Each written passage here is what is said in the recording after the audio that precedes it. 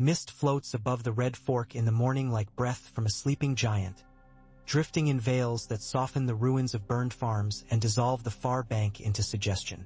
A boat noses along through the cold, oars dipping without hurry. The man at the tiller has a faded scarf tied about his head, and the kind of careful silence that belongs to those who have carried secrets across water. Beyond, Riverrun glows dull in the pale light. Banners hang damp with dew, and a cluster of tents has swollen around the castle walls as if the earth itself were brought to swell and suppurate. Half hidden in the fog, the river makes its familiar sounds: lap, murmur, a hollow knock at the boat's ribs, as the world wakes to a day chosen for binding. He slows his strokes when a crane lifts a crate along the quay. Men in leather jerkins with trout stitched at the breast haul ropes, their breath clouding. Ladies' maids move in pairs, their skirts hitched, showing pale stockings above shoes darkened by wet grass. Two young boys with bowls of boiled barley laugh and shove one another, and one spills a portion into the water. Carp nudge the floating grains into small whirlpools. A raven perched on a spar makes a single raw cry and then settles, bead-bright eyes denying any omen is intended. The ferryman watches the landing as one might watch a hearth from the cold. He is not the only one. Faces throng at the banks, newcomers from hill and bog and roadside villages. The flood of them has been steady for 3 days. Hedgers and smiths, seamers with their needles thrust into cuffs, singers hopeful for a court that pays, priests whose faith is earnest or whose noses are keen, and of course soldiers, some with the careful blankness of men paid for the waiting itself, others already in their cups, snug with the knowledge that even the roughest of them will have stories to tell thin-cheeked grandchildren one day. The wolf and trout standard snaps on a staff near the landing and drops again like a curt nod. "Easy there," says a woman in the bow as the boat kisses the dock. She is bundled against the wind and has a linen parcel on her lap. She presses one hand to her belly without seeming to know she does it. In her parcel are 3 loaves of river bread, dense and brown and flecked with the bran of last year's barley, and a pot of fish paste in a wrapped jar. She has come to sell, to gawk, to stand where water meets stone on a day when a man's choice might become legend. The ferryman no longer bothers with the question of why anyone has come. He eases the boat into its space and throws a line around a cleat polished silver by the years. He hears the name again as she pays him. They all say it like a charm, the way a child might speak to keep away a fever. Robb, the boy with wolf blood, the king come too early, the one who, a few say, will bring the Riverlands into something safer than luck. The ferryman's own father had stood on this bank once, when Hoster Tully took a wife the realm approved. He remembers his father's story told over sour beer, the single candlelit window high up in the stone, the sense that not only 2 lives had been joined but 2 villages, 2 habits, 2 harvests. Oaths, his father said, are nothing if they are not placed where people can feel them.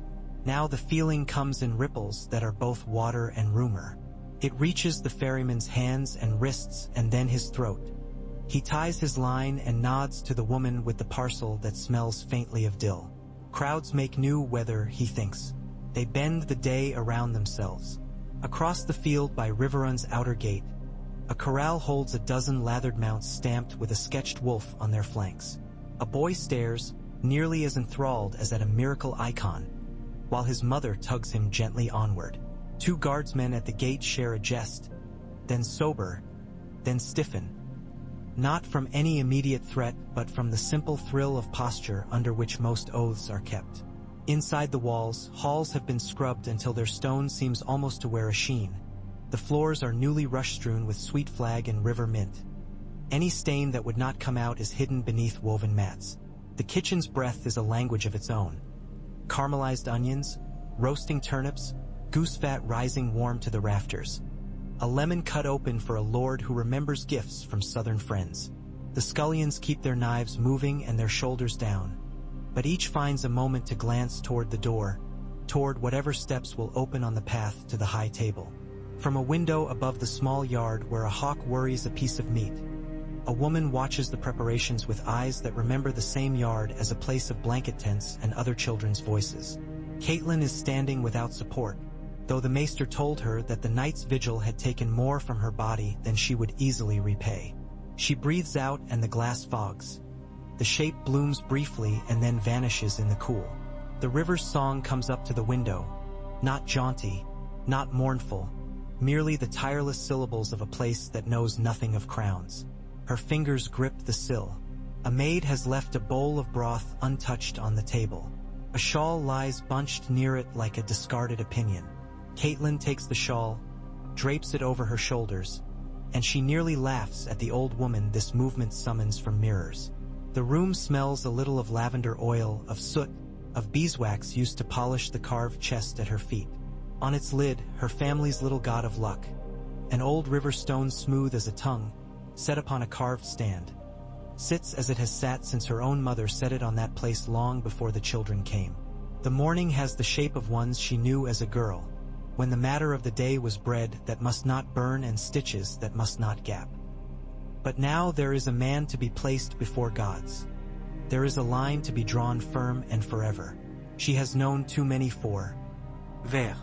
The first had been the promise that childhood would remain bright water and summer wheels, that life on the castle's inner ward would continue to feel both enclosed and endless. The next had been her mother's word for marriage, delivered with the brittle cheer of someone who had suffered and found her exit through duty. This forever, Caitlin thinks, must be of another kind. It must be sewn down on all sides and weighted at the corners, and it must be repaired at once when it rips. Robb had come to her late last night smelling of leather, clean sweat, the faint ghost of the night air's cold. He had kissed her brow as if sealing a crease in parchment. He has grown a beard not for fashion or intimidation, but because someone must have told him he looked too much like himself without it. He had sat and they had spoken, not as mother and boy, but as two people equally afraid of what they cannot control and equally stubborn about controlling what they can. "You will not be alone beside the heart tree," she had told him, and he had smiled in a way that said both yes and that he had no appetite for that promise's comfort. He had talked of roads and river locks and of the stonemason's white harbor would send once the river froze and movement over ice could be done with fewer arguments. He had used the names of river lords with the tact of someone sorting spoons in the dark by feel, knowing the pattern by experience rather than by sight. He had talked about the phrase with the care of a man stepping on patches of untested ice. She had not asked if he loved the girl who had become his wife. Love is a small bird that cannot carry a roof on its back. It matters, but it is not a beam. There had been talk of the paper itself, of the way the charter's edges should be cut, whether it should be displayed in the great hall or stored where only a few might see it. She remembers her father's view. Oaths kept in the dark may be the truest, but a great realm needs its walls legible. The people will want something to point to, something to show to those who sneer, something to say you cannot break what everyone can see. Now she steps from the window, gathers the shawl more tightly, and opens the chest to take out a length of new cloth folded like a hope. It is the work of 3 weeks and a dozen women. The cloth's ground is river blue. Stitched on it in gray and white is a dire wolf and a trout entwined so that neither can be easily sorted into before or after. The stitched line where the wolf's tail becomes the trout's fin has been done with silk the color of moonlight, and Caitlin had kissed that silk thread before it was placed as if it were a relic. She folds the cloth again and holds it to her like a child she means not to let fall. Gray wind waits beyond her door, as if the animal knows his master will be touched by these minutes quiet in ways no counsel could.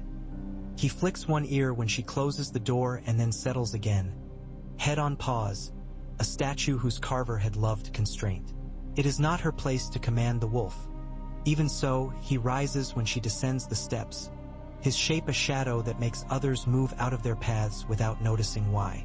In the great hall, men are already gathered in little knots. The Gretchen's laugh lifts, shakes the rafters, falls. Somewhere near the dais, fresh rushes whisper as someone shifts weight from a wounded leg to a whole one. Lord Blackwood stands with a slight incline of head that some interpret as a bow and others as a readiness to argue. At the other end of the hall, a squire cleans a helm with a greased rag as if polishing his own face for an unsure kiss. When Robb enters, the helm-polishing squire's hands go still and cold with sudden reverence. He will recognize that later, will call it a story's beginning, but now he only stares, rag in hand. Robb steps with the patience of a man who knows how quickly moving fast can make nothing done.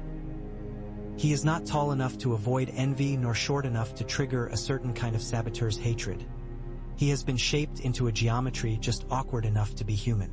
Around him, men's eyes assess his shoulders, the set of his mouth, the space between his brows. The wolf does not come in. He sits in the doorway as if he has been taught to guard a threshold. "Your Grace," someone says before Caitlin can. She sees the name ripple the men like a stone's throw ripples water. There is something in the sound that is both prayer and dare. He finds her in the hall with no effort because she is where his manner of being requires her to be. If she had chosen to wait in her rooms, if, say, her heart had insisted upon that refuge, he would have felt her absence as a wrong note in a song he does not otherwise care for. Now he takes the folded cloth from her arms without ceremony. The gesture is not possessive nor filial. He will carry their work as one carries objects that mean both more and less than their own weight. A banner, a loaf of bread, a baby not yet named. "My mother's hands did more of this than mine," Caitlin says softly, half to him and half to the hall, because she is still a lady here among those who watch for signs. "The stitches are end to end," he replies, which is not precisely an answer but something else. A sign of all the other things he cannot say. He tucks the folded banner under his arm and climbs the steps to the dais as if to a place that must hold him firmly or not at all. The maester clears his throat and then, when the sound goes crisp around the room as wheat husks in a wind, he clears it again because he doubts the first has reached the corners. He is not the old man who tended these rooms when Robb was smaller. That one is gone and his seat filled now by a man whose hair will never allow itself to be called white. Maester Vyman's hands are careful and clean.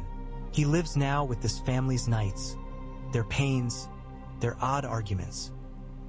He places a hand upon a wooden tube as if testing an infant. Brow for fever. The tube holds a chain of parchment pages joined carefully with wax and linen ties. The script legible to men who have resisted legibility all their lives. Good laws serve even those who pretend to despise them. Vyman's own hand has scratched at these pages in the dark when others slept. He reads the preamble in a voice without ornament. The words are stones laid smooth. "We, by right of conquest, of blood, and of the consent of our lords and commons, join the north and the rivers into one realm for the keeping of peace and the guarding of borders, for the repair of roads and the correction of weights, for the harvest and storage of grain, for the finding of justice between lord and free man, and for the passing of law that shall bind both ice and running water. No man shall be lord of one without owing duty to the other. The crown is one. Its seasons are two." Unfolded slowly, the clauses run their course with the patient self-confidence of things made to endure. It has taken a week of endless evenings to make the language as spare as it is. These halls have seen the debating that lies beneath the plain surface. She had watched them argue over the words, forever joined. Whether they must stand without any quibble that could be wedged between them. No clause can prevent an earthquake. Yet the law must say as if it could. The phrase they settled on, bound not by season nor by whim, pleased a number of men less for its sound than for its inability to be easily trimmed. The hall breathes with the awkward unity of a large animal stretched across too small a bed. The phrase are present, yes. A thin boy with an old man's lips stands 2 rows from the front, watching with a gaze like polished horn. Beside him is a girl with hands folded back upon themselves so that her knuckles look like a prayer. A handful of older fry men look weary with calculation. Walder himself has stayed at the twins.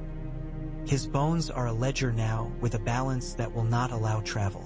But he sent his son Ryman in his stead with instructions to stand as if he had always meant to see this happen. And he sent Rosalind, whose quiet smile makes watchers speak more softly. Rosalind's eyes find Caitlin's just long enough to ask an old female question. Caitlin's heart answers it, but her face says only that the tablecloth is to be laid smooth on all edges and that the candles must not drip where the runners will catch. Robb lays the folded banner over the end of the table where the charter will be signed, and there leaves it as one leaves a hand upon a loved one's shoulder for comfort and witness both. His fingers do not linger. He nods once to Vyman and then once more to the room. He speaks. "The dead have no use for oaths. he says, not as a jest. We do. Today we make a thing that will be a bridge when it is well kept and a trap when it is not. If you want it to be both at once, whistle to worms and go dig in a ruin. If you want it to hold, you will carry it on your backs when it is heaviest. You will say what is wrong with it aloud, and you will listen when others say it to your face.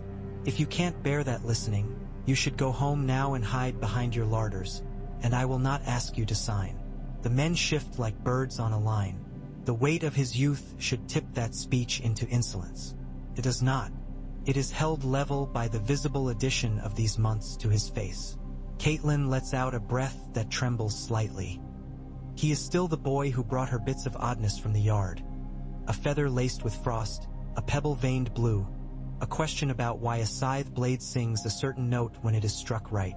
But he has become the man who must name things without blinking. When he looks toward the Godswood doors, the day's wind rides the hall in on his glance as if obedient to schedule. Outside in the Godswood, the frost that crusted the edges of the pond before dawn has receded. The heart tree keeps its own season as always. Its leaves hang like tongues tasting the air for news. Old gods, Caitlin thinks as she steps into the shadow of those leaves, seem to care little for the instruments of ceremonies. They receive whispers that are not sentences, and they convene without benches. Yet she feels the space sharpen around her like a knife turned in a whetstone's groove. It is easier to be a boy here. It is easier to be an old woman. It is harder to be a man and a king, a brace beam offered to a roof, because this green silence hears any strain without prejudice, registers cracks without alarm, neither approving nor displeased. Robb kneels for a breath's length and touches the damp grass with 2 fingers. Behind him, lords who kneel more rarely than they laugh find their knees as if testing a saddle after a season on foot. The septon who had traveled from Fairmarket purses his lips but does not intrude. He will have his moment later beneath the Seven's painted faces, and he is unworried. The Blackfish takes a position that allows him to see the door and the edge of the wall and the little footpath from the kitchens. Some habits remain even when oaths are spoken.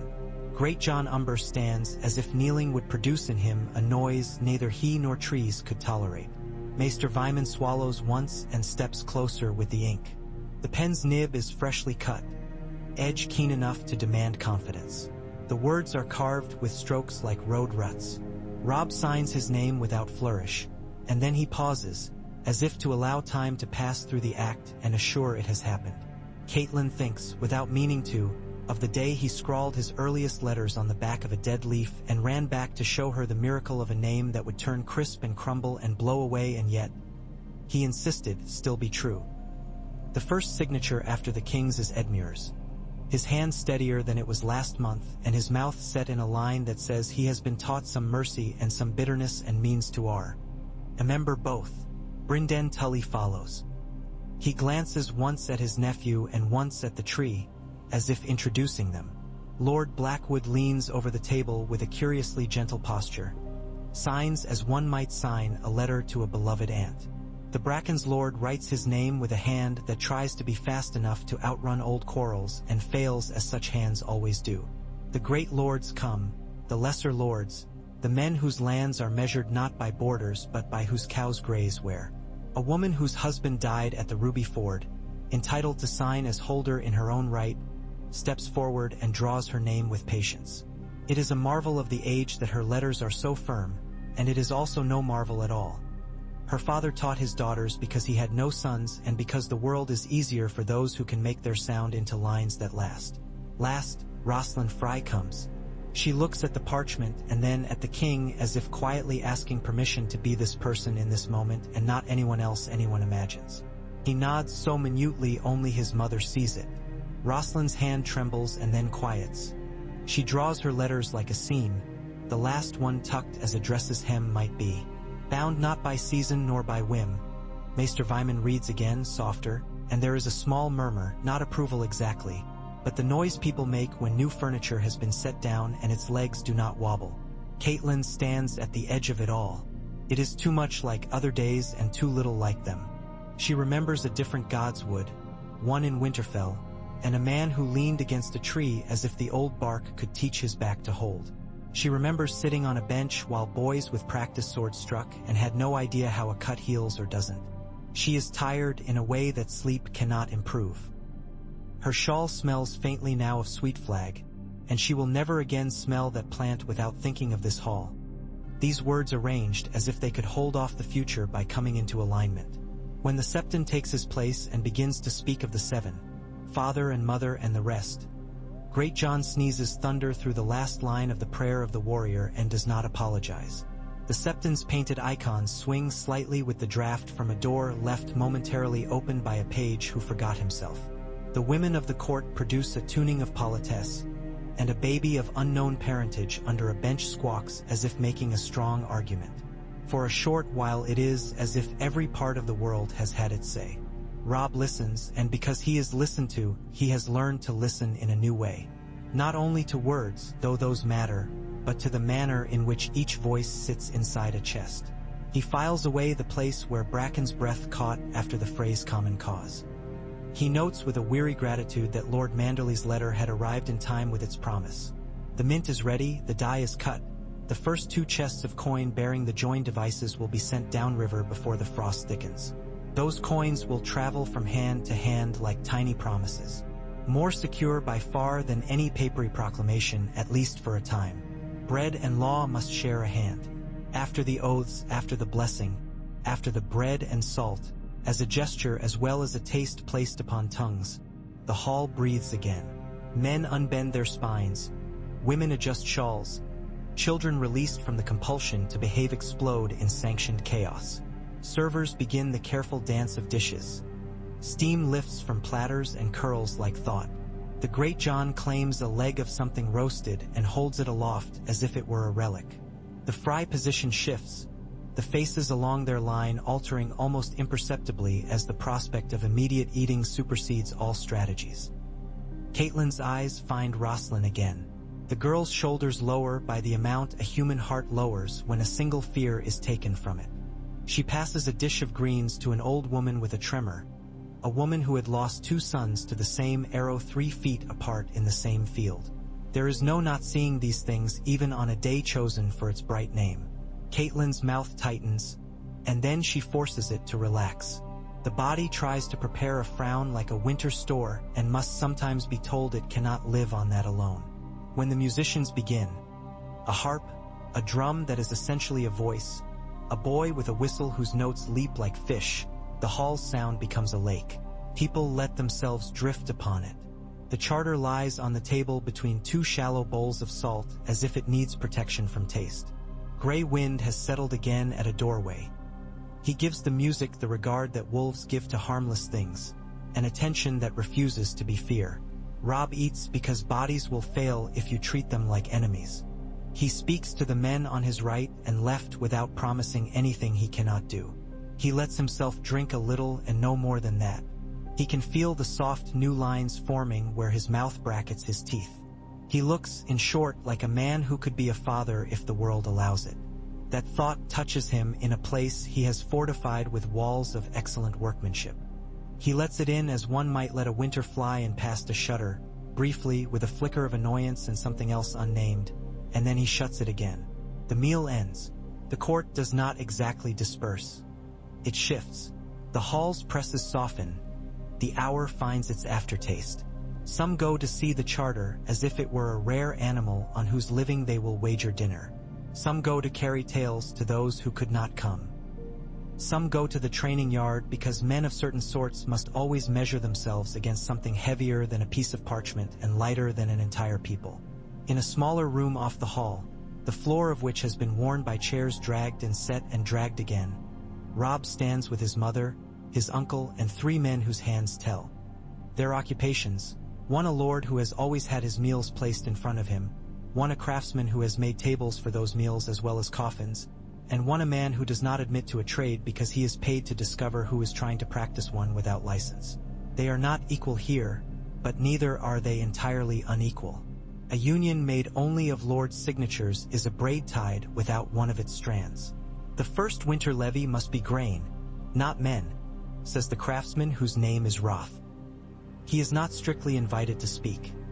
He speaks nonetheless because a man who has planed boards until his own palms have become their mirror believes hard wood can be shaped if enough hands keep pressure the right way. Forgive me, your grace, but the rivers will freeze, and if we do not have the warehouses tight, rats will make more of this alliance than any Lannister hopes to. The river lords will hate it, Edmure says, not exactly protesting and not precisely agreeing. His hand touches the table as if to determine how much the wood will bear. They expect to levy men, not bread. They will give both, Robb says. He does not say it with a challenge, he says it as if naming a weather. We have to persuade them to hate us for smaller reasons first, if they must hate us at all. Catelyn's mouth twitches. There is humor here, but it is also instruction. The Lord without a trade, whose own name has been spoken many times this week in whispers, none of which will appear in any record, shrugs. There are rats, your grace, he says, tone even. And then there are the other rats. He does not need to detail who. His fingernails are very clean. He has the conscience of soap. They will gnaw at cart axles and estimates and the notion of 2 seasons sharing a crown without shedding. If you allow me. You are allowed, Robb says. You are asked. You will report to my uncle. Quietly. We will make more friends than enemies if we can. Failing that, we will forget to count them until we notice there are fewer. The man inclines his head. There is a young one at the twins who thinks himself new-carved. Rymans get too quick to believe a smooth face fools an old family. I will watch the grain that travels through fry hands. Catelyn feels the familiar sick shrug of blood as her heart takes a new worry. She says nothing. Her palm rests upon the fur edge of her shawl and then withdraws as if she has touched heat.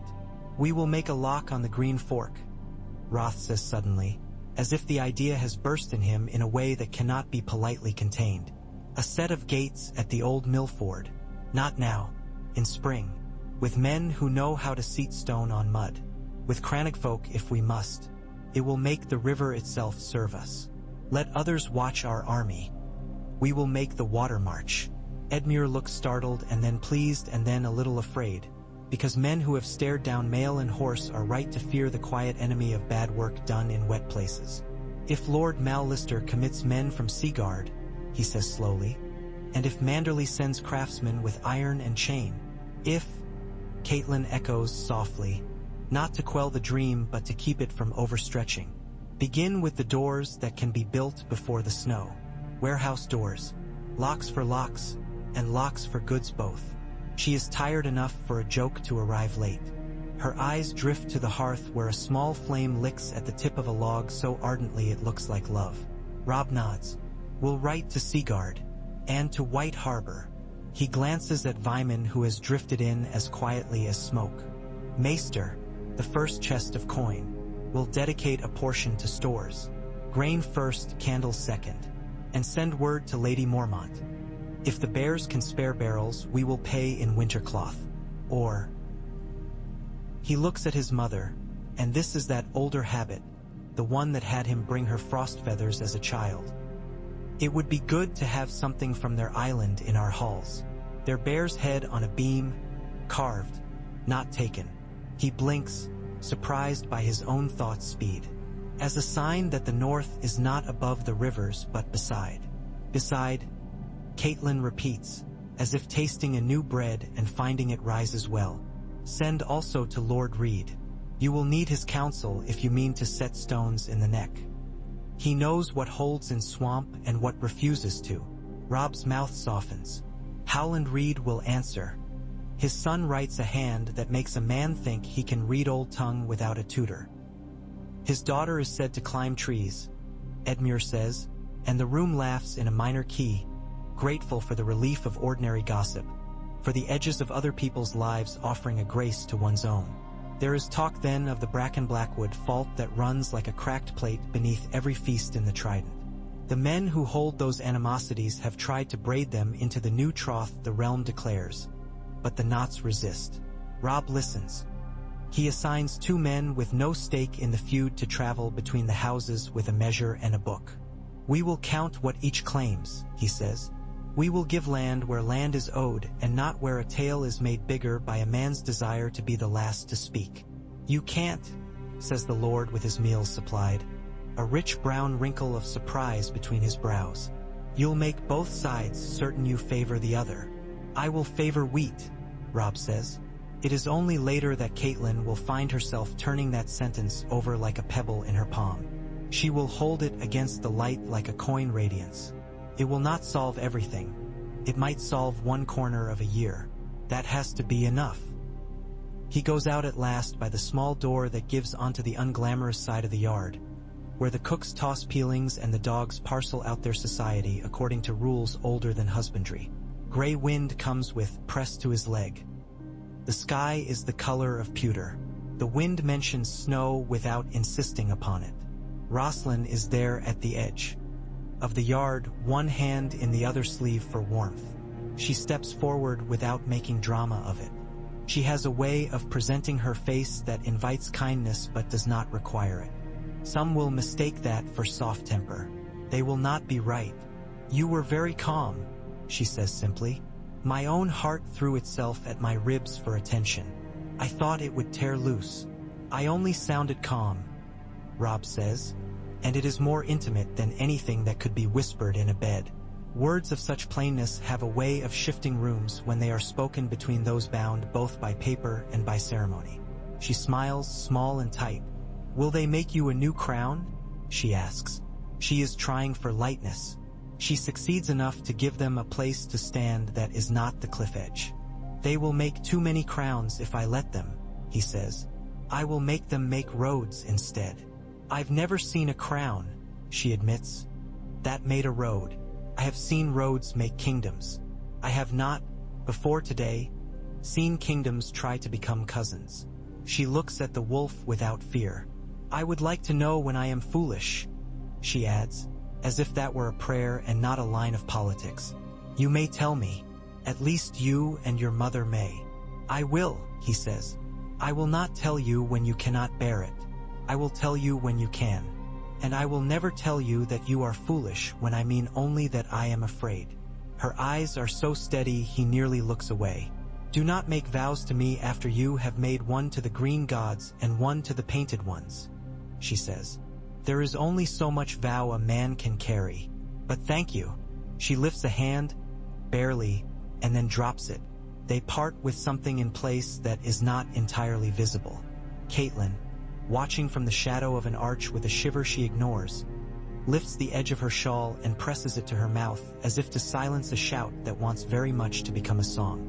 News runs along rivers faster than horses.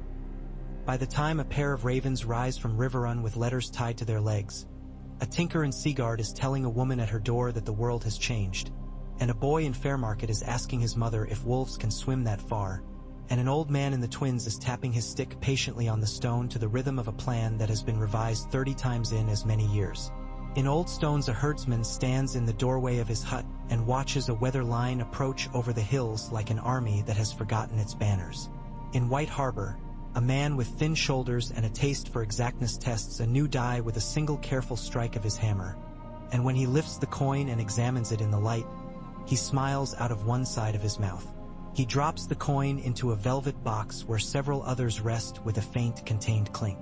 A small boy peering into the workshop through a crack whispers, "Wolf trout," and then laughs because his own coin is a pebble and his pocket has a hole. That evening at Riverrun, the courtyards smell of cooling iron and 2 sorts of ale. Torchlight wears breath like a shawl. Caitlin walks the hallway to the little room where she keeps a writing table and sits at it as a woman sits at a place she has both earned and been assigned. She takes up a pen and writes a letter to a woman she has never met, a woman on an island where the wind has its own songs. She writes in a voice that shows teeth when it must and makes warmth when it can. She asks for barrels and beams and the names of men who can be trusted to accept payment in cloth that will not rot. She tells Lady Mormont that her girls are strong in rumor and will be made strong in memory by this union if they wish to be. She does not mention wolves' eyes in the dark or what a mother hears when her child is left in another cold room. She writes also to a man who lives in green places, asking him about the way reed mats can be bound to make a road that floats on water. She writes to White Harbor to thank a man for his dye and to ask for 2 more inexperienced engravers to be sent with the first shipment because her son has the look of a king who will see F, G, and the rest of the letters all the way to Z. She knows no such letters are used here. She cannot help the shape her mind makes. She scratches the line out and writes the proper words again. She signs her name and seals them and then sits for a time as the candle burns lower and lower until it fails. And the room accepts darkness like an old friend who comes and sits close without speaking.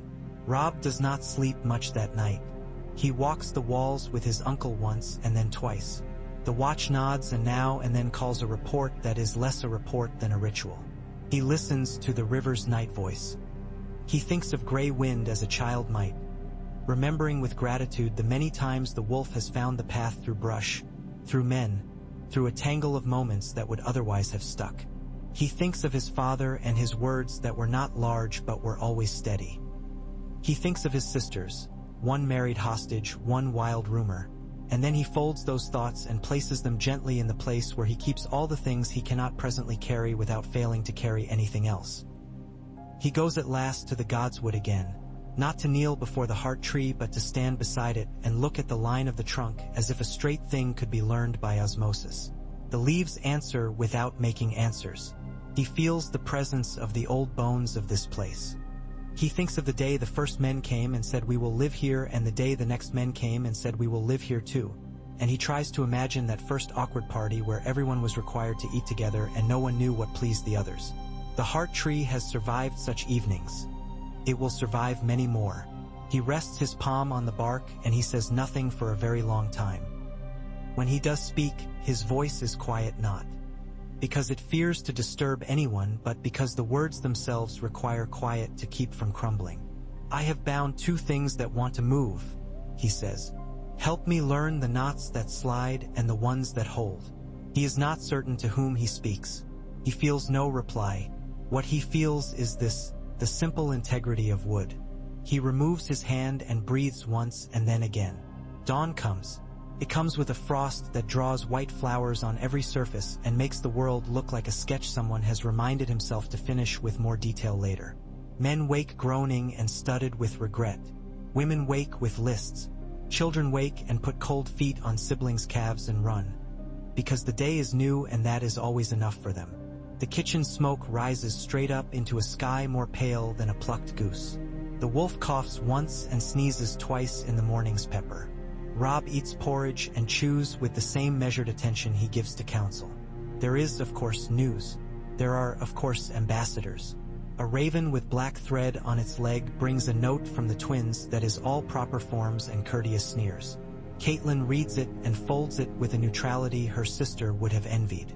A man arrives from Seaguard with the brisk stride of someone used to fighting wind. His hair full of salt even this far inland. He brings Malister's pledge and 3 suggestions for routes that will hold under hauling. He brings a joke about making the river pay toll for running through their lands, and everyone laughs because it is a joke and because the thought of taxing water is so exactly like men that it makes the morning sit more squarely. From the east comes a band of burned men with a white cloth fixed to a stick. Behind it rides a small man with a clean jaw and a crest too new to be believed and yet real in the shape it cuts. He wants to be named, to be recognized as an ally. His horses are tired and his men more so. A week ago he had another 50. 2 nights ago they all learned too much about a ditch in the dark. He offers to guard the first grain shipments not out of altruism but because he knows a regular duty when it looks at him. They make an arrangement that will survive the first blow of winter at least. Edmure receives from Fairmarket a scroll complaining of the taxes once and of the idea of counting weights twice and of the notion that a man who has kept honest scales all his life should be asked to show them at a gate as if they were stolen. He rolls the scroll and laughs and unrolls it again and answers with a letter so full of the proper phrases that the complainant will be forced to answer with honor if not with joy. When he is done, he goes to the yard and watches the training. The sound of wood on wood has a cleansing quality. He stands with his hands behind his back and his eyes not missing the boys who let their sticks drag on the ground and the men who show off because their bodies have learned a certain grace and cannot help but spend it. He corrects a stance here and there with a touch and a word.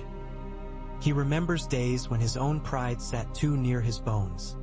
He tries to speak with the tenderness he did not receive. And there are still the small things. A cook weeps in a corner because she has burned the custard. A stable hand coaxes a terrified horse to take water with a murmured song one would sing to a feverish child. A young lady gets her sleeve caught on a peg and tears it and thinks her life cannot bear this additional insult. The world keeps its faith with such details. A kingdom that forgets them in the rush toward its own capital letters deserves the fall bound up in that forgetting. By midday, the hall is once more a space for negotiations. They bring in maps that are stained with gravy from a year ago and handprints from 20 years ago, and the faint outline of a cup placed hot on a southern summer day long before that. Men shove candle holders to make straighter light. A boy with hair like fresh wheat climbs on a chair to push a window open as far as it will go to air out old words. Robb leans over the table and places his hand on the line of the King's Road. He follows it north in the air as if drawing it with a visible piece of chalk. When he reaches the neck, he pauses and then lowers his hand to the map's worn surface. Moat Cailin, he says. The word makes an odd little echo. We hold it. We will hold it. With more than courage. We will hold it with stone and with will. If the south comes north again. He does not fill in the rest. The map does it for him. His palm covers the space, and his veins show blue there. The man with the clean jaw and the two new crest shifts. The Iron Men. Yes, Robb says. He looks up. They are not where we can see them and therefore are where we can least afford to pretend they are not. We will talk to Seaguard and to White Harbor. And we will send word to Pike as if to a cousin we know steals at cards. We will smile and count the coin after the game ends. A messenger arrives from Moat Cailin with a letter that is more drawing than writing. It shows water and wooden stakes and a line of footprints coming out of mud and some dots which are either stones or tears. Robb smiles despite himself. Lady Reed's girl has indeed climbed trees, he says, showing the letter to his mother. Caitlin studies the strokes with her head bent and makes a little sound. Not quite a laugh. They will come, she says. They are watching.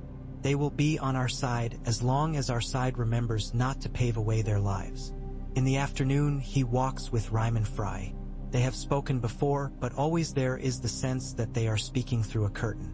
Now Robb lifts the curtain and holds it up himself, refusing to ask anyone else to strain their arms. You have a mouth full of conditions, he says without malice. Empty it. Let me hear them. Ryman obeys. He speaks for his father. He speaks for himself when he can. Sneak it. He speaks of bridges and of tolls and of the endless laundry that is ancient grievance. He speaks of the insult for which reparations were made and the apology that is both accepted and not accepted, as apologies are in families with too many branches. He speaks of sons and the way they behave when they drink as if their kidneys were immortal stones.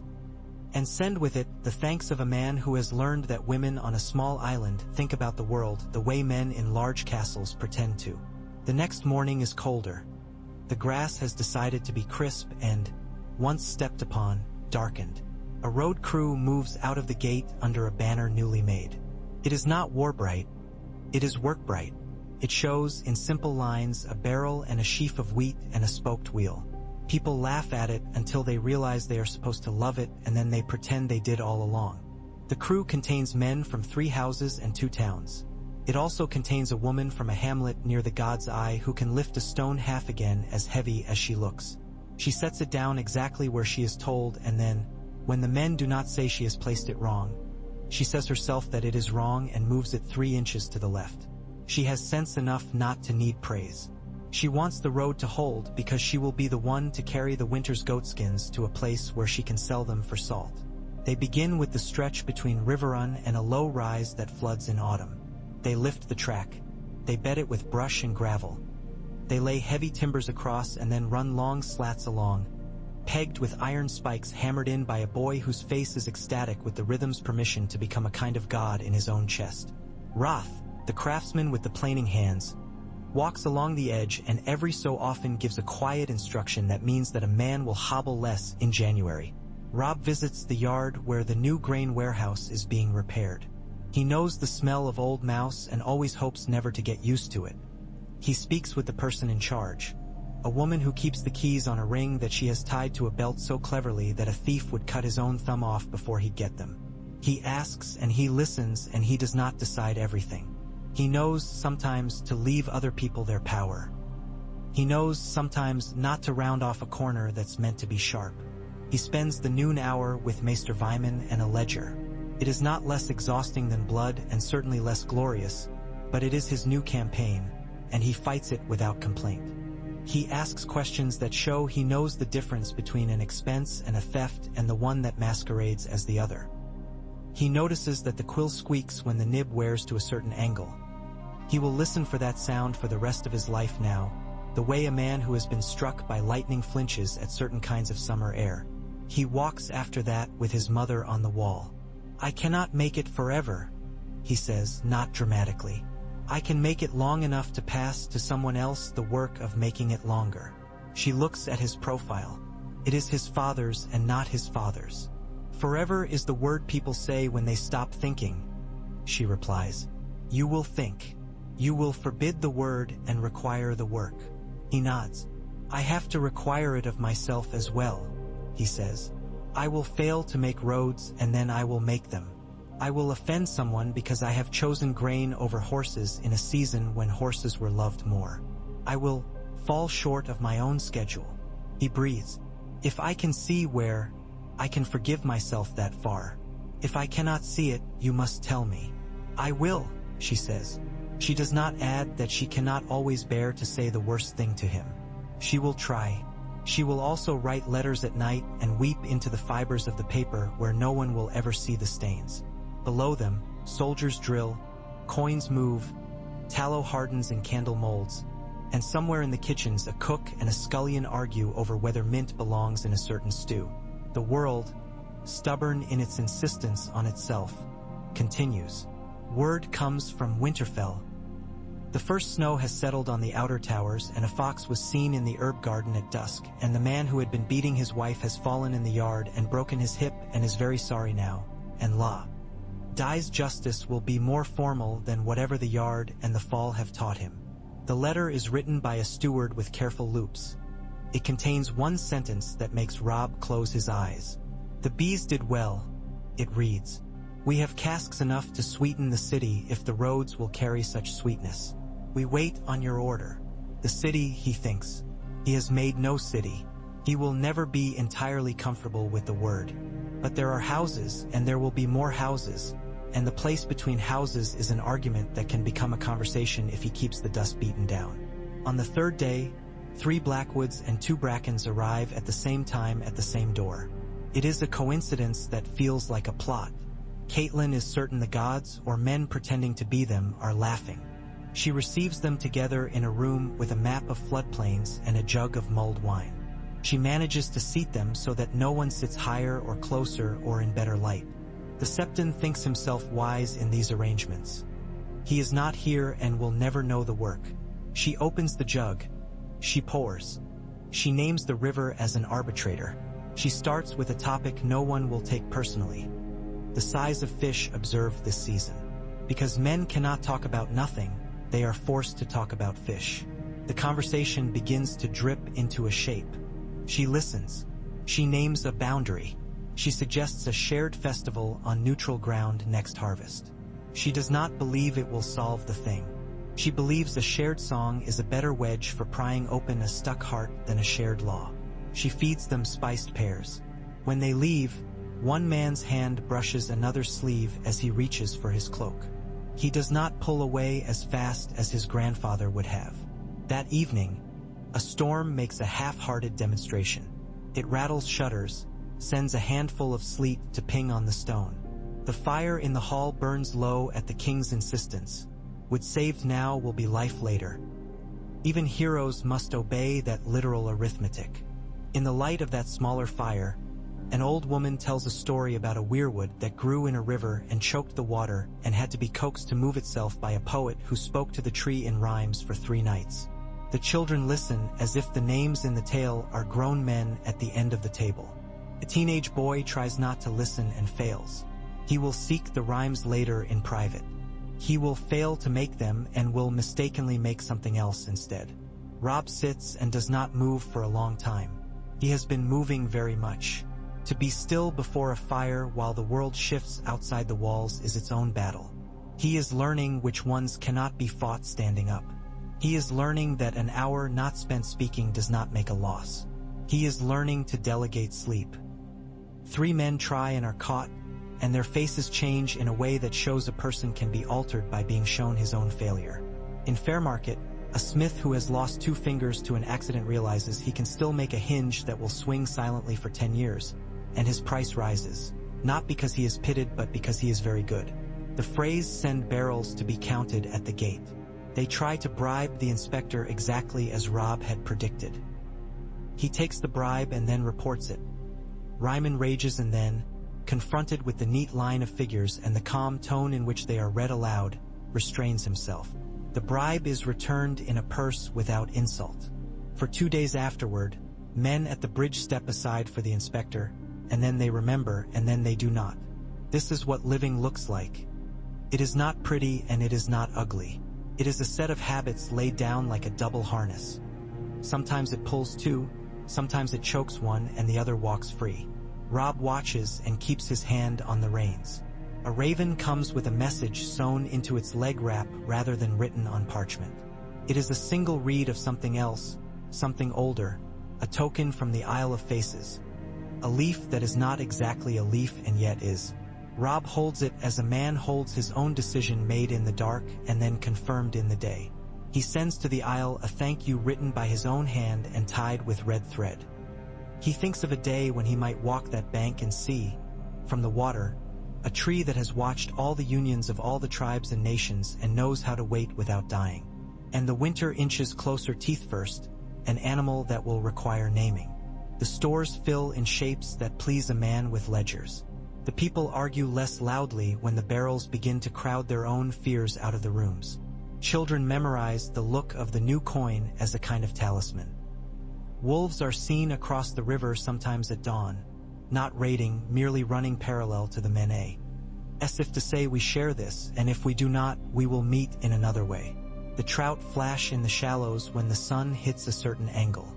Old men shake their heads and say they have never seen anything like this and then correct themselves and say perhaps once before, when they were boys and a king walked past their door wearing brown wool instead of a crown. On a morning so bright the cold looks like glitter, Caitlin stands on the parapet and watches a wagon train depart. It is longer than any she has seen this season. It has White Harbor coin behind it and Seaguard men beside it and a crannogman perched like a bird on the lead horse's rump, his spear as much walking stick as weapon. It passes under the banner of a barrel and a wheel and the joined devices of wolf and trout.